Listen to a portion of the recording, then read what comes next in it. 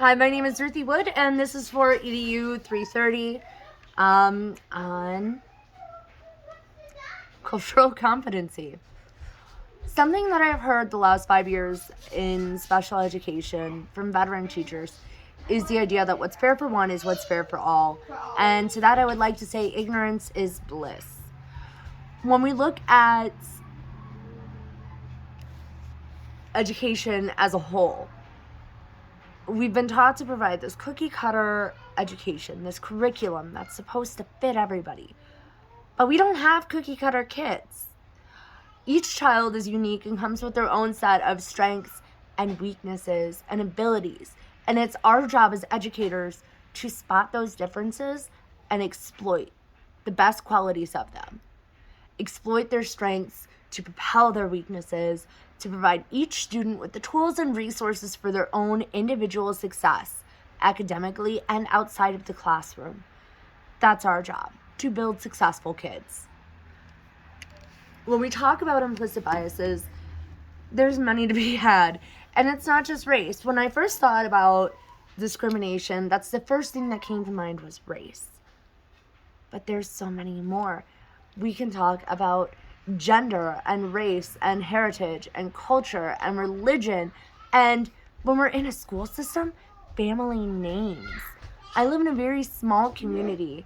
The county as a whole has a population of just over 8,000, and there's 2 K-12 schools, one of them with 532 students, and the other K-12 school at the north end of the county only has about 340 students.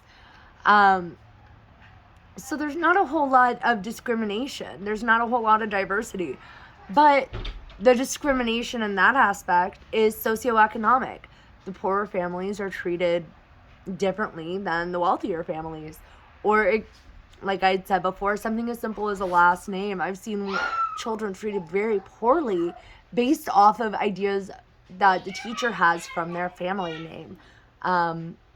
I had your uncle in my class and he was a handful. I'm not going to put up with any of your crap.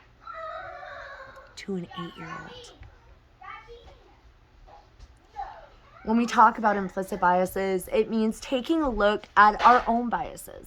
What makes us tick, and what preconceived notions do we have in our head that we may be projecting onto our students that we're not necessarily aware of.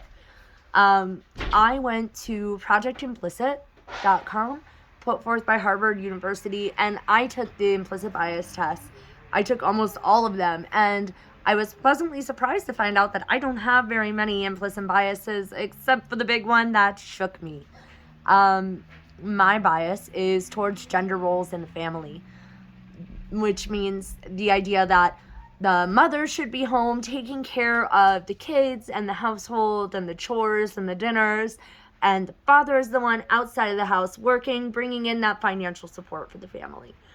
And when I first heard of this, I thought, that couldn't be further from the truth. My husband and I are equal. We've washed just as many dishes, changed just as many diapers, and we both work outside of the home. And then I thought back on all of the time off work that I have missed because I stayed home when the kids were sick or when daycare had to close. And then I tried to remember the last time my husband called into work because the kids were sick. And I couldn't think of one. Implicit bias is tricky like that. It sneaks up on us, and it's not our fault. It's just something that happens. One of the resources that I really, really, really love is respectability.org. This is put together with a compilation of different resources for different types of implicit biases, from gender roles to gender identities, racism, and so many more.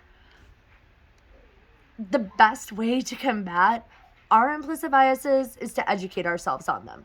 Through doing this, we can learn why we have this bias and different steps that we can take to make sure that it doesn't rear its head in our classroom and affect our students.